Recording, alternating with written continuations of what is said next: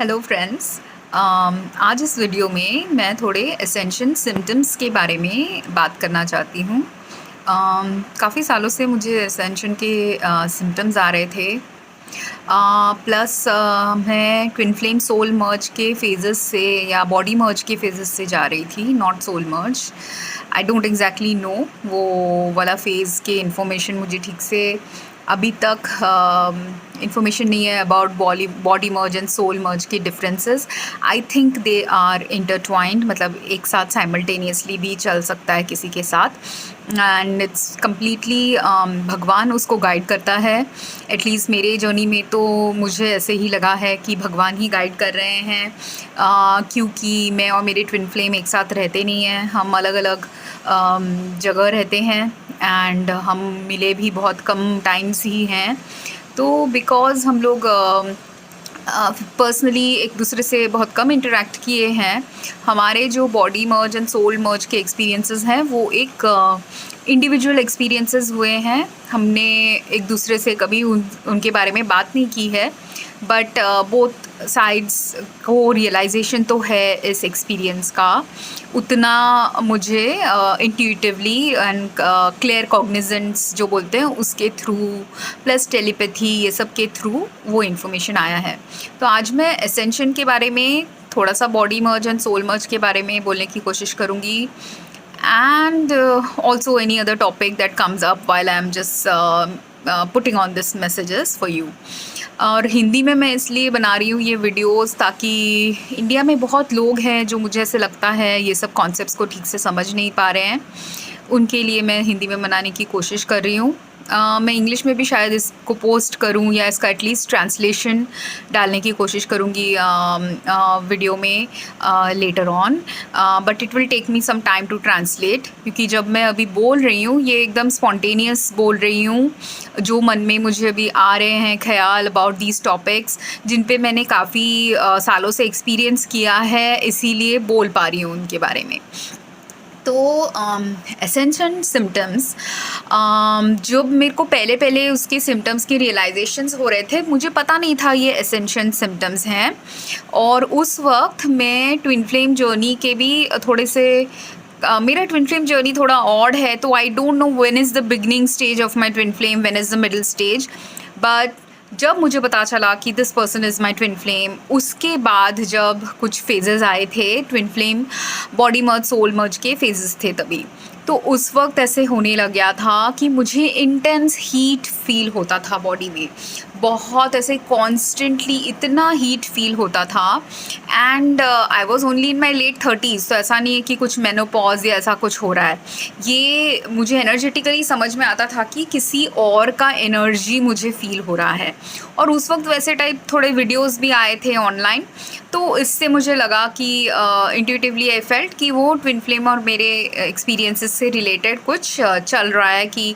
Emotionally and energetically कुछ चल रहा है हम लोगों के बीच, जिसके वजह से इंटेंस ये हीट फील हो रहा है। तो वो इंटेंसिटी इतनी हाई होती थी कि इवन दो विंटर टाइम होता था,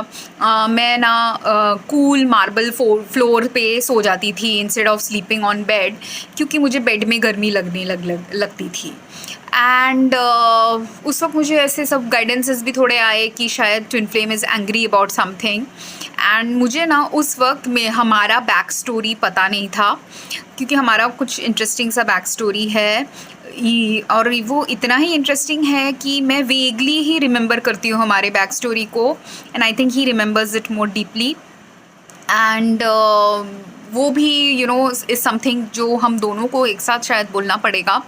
क्योंकि बहुत ही कॉम्प्लिकेटेड सा है बैक स्टोरी। तो इसलिए मुझे पता नहीं था कारण कि वो उसको एंगर क्यों आ रहा है। तो आई एज्यूम्ड कि it might, even if it is not related to this life, at that time मुझे इस लाइफ का बैक स्टोरी नहीं पता था, पर हमेशा ही हमारे ट्विन फ्लेम्स जो होते हैं उनके साथ जन्म जन्म का कुछ साथ होता है, तो इसलिए कुछ पिछले जन्म के भी कर्म हो सकते हैं जिसकी वजह से एंगर रह सकता है। तो मैंने सोचा कि ये हीट एंड एनर्जी जो आ रहा है, it was not the hotness of a sexual energy, but it was the hotness of anger. ठीक है, तो इसका डिफरेंस मुझे समझ में आया कि वो डिफरेंस, क्योंकि वो एक्सपीरियंसेस भी आ रहे थे बॉडी मर्ज सोल मर्ज के वक्त की सेक्सुअल एनर्जी का हीट भी इन सम फेजेस फील हुआ है, बट ये वाला जो हीट था वो एंगर वाला था। एंड ये एंगर का एक्सपीरियंस मैं इसलिए डीपली समझ पाई थी कि उसके कुछ साल पहले, before I even knew that I was in the twin flame journey, उस वक्त मैं विपासना मेडिटेशन करने गई थी। और विपासना मेडिटेशन करते वक्त मेरे एक्सपीरियंसेस में ऐसे, वहाँ का खाना भी एक्चुअली बहुत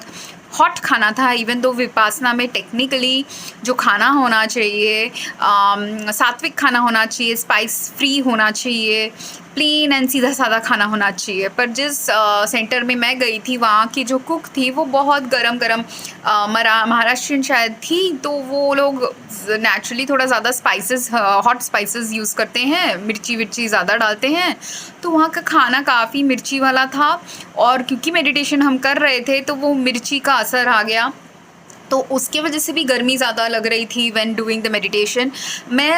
हम लोग एसी वाले रूम में बैठ के विपासना कर रहे थे, बट इवन दो एसी चल रहा है, मेरे अंदर से ऐसे मुझे लग रहा था कि ऐसे ज्वाला निकल रहा है। तो मेरे अंदर है भी थोड़ा एंगर वाला एनर्जी, फायर वाला एनर्जी, मेरे एस्ट्रोलॉजिकल चार्ट्स में भी थोड़ा फायर का एनर्जी है।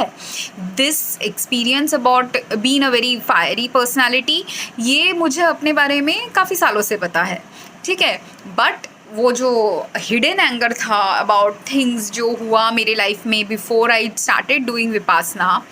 उसका जो सबकॉन्शियस एनर्जी था अंदर, वो निकल रहा था बाहर जब मैं फ़र्स्ट विपासना सेशन करने गई थी। तो मुझे तो वो मेडिटेशन सेशंस में ऐसे हो रहे थे कि जब भी हमको बीच में ब्रेक्स मिल रहे थे, मैं बीच बीच में 2-3 घंटे बाद जाके अपने सर पे, इतना मुझे गर्म लग रहा था, मुझे सर पे जाके पानी डालते जाना पड़ रहा था अपने ऊपर, क्योंकि मैं उस हीट को टॉलरेट नहीं कर पा रही थी जो मेरी बॉडी से ही शायद एमिनेट हो रहा है, ठीक है। एंड आई डोंट नो, मैं एम्पैथेटिक तो हूँ। उस वक्त एक्चुअली वेदर भी ऐसा हो गया था कि ये मैं हमेशा फील करती हूँ, वो मेरा एक इंट्यूटिव नॉलेज है कि जब बारिश आने वाली है या कुछ वेदर चेंज होने वाला है, वो इंट्यूटिवली मैं 1-2 दिन पहले या कुछ घंटे पहले मुझे समझ में आ जाता है। तो वैसा हुआ भी वो सेशन में। तो it was a combination factor कि अपने अंदर भी कुछ चल रहा है, सबकॉन्शियस लेवल का जो क्लेंजिंग करता है विपासना, तो वो विपासना से सबकॉन्शियस एंगर सब निकल रहा था बाहर, कि there was some acknowledged anger, but ये अनएक्नॉलेज्ड एंगर था, अनअवेयर एंगर एनर्जी था जो मेरे बॉडी के अंदर स्टक था, जो मुझे समझ में नहीं आया था कि मेरे अंदर इतने सालों से स्टक है, क्योंकि तब मैं एक अनकॉन्शियस अनअवेयर ह्यूमन बीइंग थी जब मैं विपासना, मतलब उतनी कॉन्शियस नहीं थी जितनी अभी इतने साल बाद हूँ। ये ऑलमोस्ट 6-7 साल पहले की बात मैं कह रही हूँ। तो ये 6 साल पहले की बात है जब मैंने विपासना फ़र्स्ट ट्राई किया था, और उसके पहले मैंने बहुत सारे और मेडिटेशन प्रैक्टिसेस भी ट्राई किए थे, but Vipassana was the first meditation practice जिसमें सबसे पहले मुझे समझ में आया कि हम एक एनर्जेटिक बीन हैं, हमारे अंदर एनर्जी स्टोर्ड होती है, और मुझे ये भी समझ में आया कि हमारे अंदर एंगर हो, सैडनेस हो, ग्रीफ हो, फियर हो, कुछ भी ऐसे नेगेटिव इमोशन हो, हमारे अंदर ना कैपेसिटी होती है वो इमोशंस को स्टोर करके रखने की, और ओवर द ईयर्स, एंड ये ओवर द ईयर्स भी हो सकता है, over the years of our souls journey भी हो सकता है कि काफ़ी कुछ हमारे इमोशंस हमारे अंदर स्टोर्ड हों।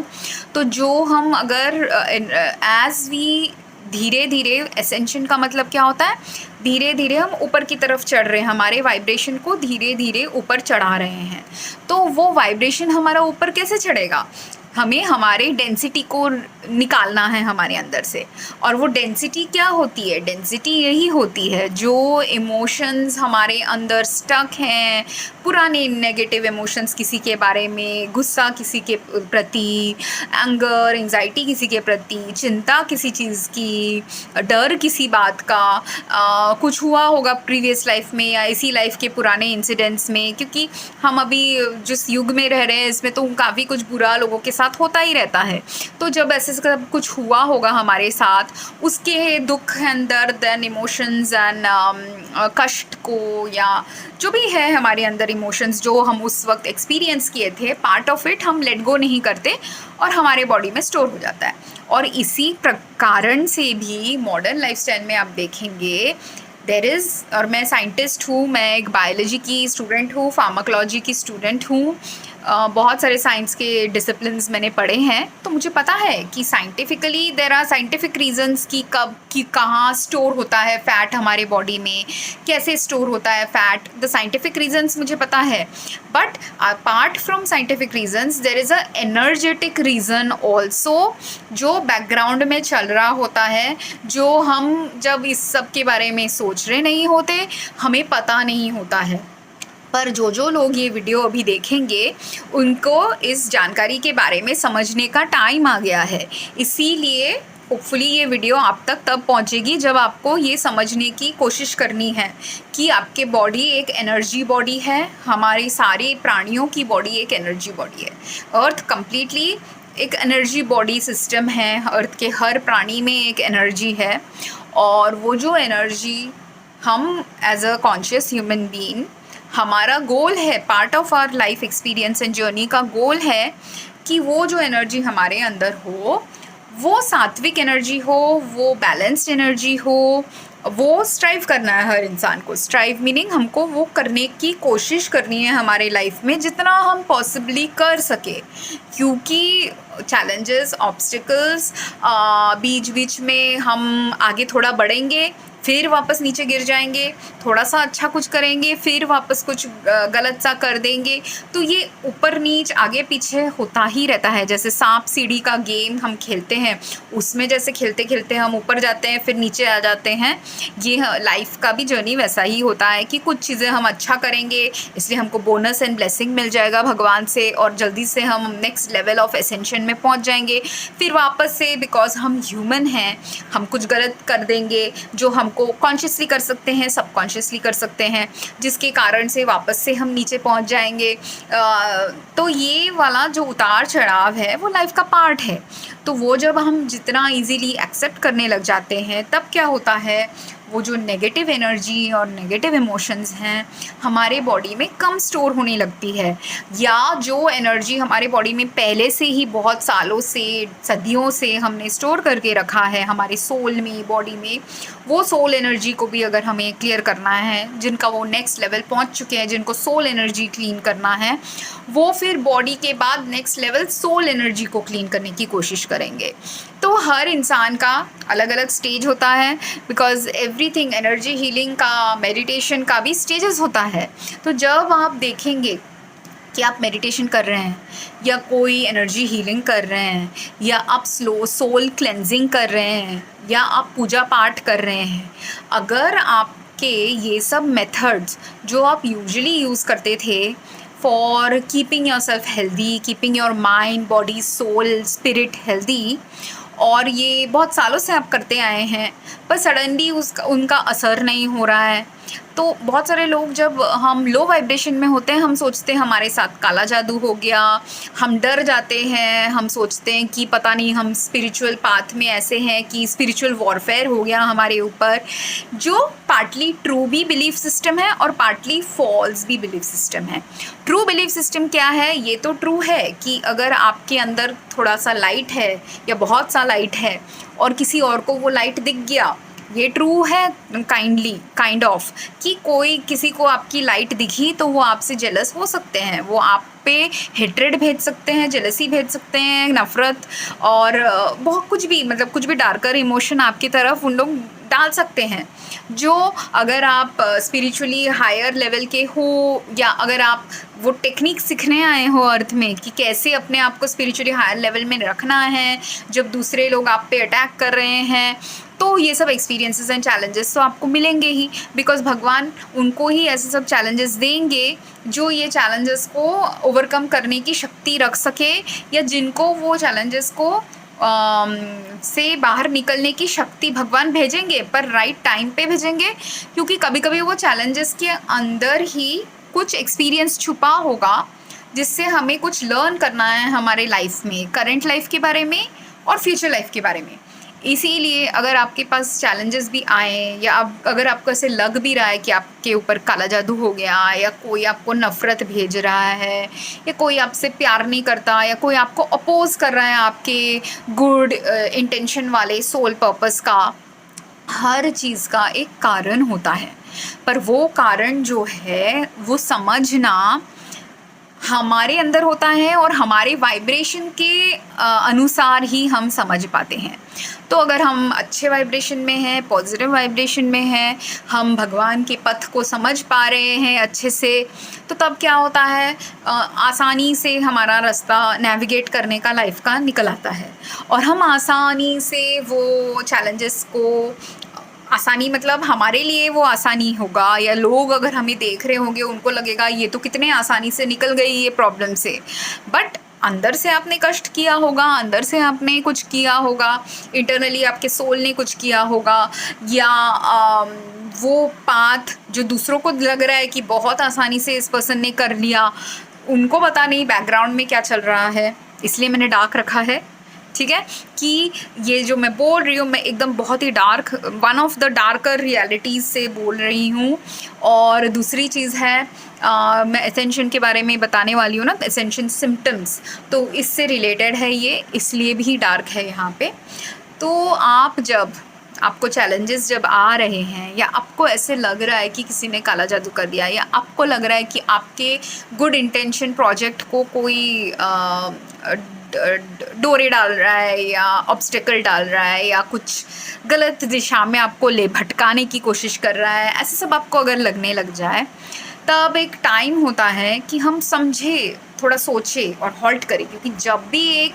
ऑब्स्टेकल आ जाता है हमारे लाइफ में, कुछ भी ऑब्स्टेकल हो, फिज़िकल ऑब्स्टेकल हो, मॉनेटरी ऑब्स्टेकल हो, या मेंटली हमको ऑब्स्टेकल आ जाए, ब्लॉक आ जाए, मेरे साथ क्योंकि ऐसे बहुत हुआ है कि मुझे लग रहा है कि मुझे ऐसा कुछ करना चाहिए कोई चीज़ के लिए, पर मन ही नहीं कर रहा वो चीज़ करने का। तो मैंने ये रियलाइज़ किया कि जब मन ही नहीं कर रहा, उसके बहुत सारे कारण हो सकते हैं। क्योंकि मैं डिप्रेशन के थ्रू भी बहुत बार गई हूँ, तो डिप्रेशन को भी मैंने बहुत सालों से स्टडी किया है। inside of me also, inside my family also, many members who have depression, outside also, because मैं फार्मासिस्ट थी यूएस में, तो जहाँ पे मैंने फार्मासिस्ट का काम किया है वहाँ पे as a pharmacist also have observe many patients with depression. तो मैंने डिप्रेशन को का एक ऑब्जर्वेशनली बहुत कुछ, and mental thought processes and soul का ही एक वो पार्ट ऑफ द जर्नी था करके डिप्रेशन को काफ़ी अच्छे से एनालाइज करके देखा है। तो